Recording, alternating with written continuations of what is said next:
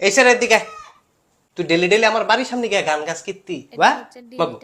একই তোরা যেটা জিজ্ঞেসি হেডের উত্তর না দিবি আ বাবা হ্যাঁ আ বাবা বুঝি না আ বাবা ও তুই বোবা আরে বাতান আমি তো বুঝি নাই আমি মনে করছি তুমি হেই স্যারাডা উহেয়া হ্যাঁ উহেয়া কি ইহুয়া হে আহা হ্যাঁ হিহুয়া আরে বুঝি না তো আহে ইহুয়া আরে কথা কও আরে বুবাই কথা কয় কেমনে ফাইজলামের একটা লিমিট আছে কোন সময় তারা বুঝাইতেছে আমি বোবা ব্যাটানটা বুঝে না তো তুমি এটা আমার আগে বুঝাই কইবা না বুঝাই কমু কেমনে আমি না বোবা তো বোবা হইছো কি হইছে ওই মিয়া বোবাই কথা কইতা রে ও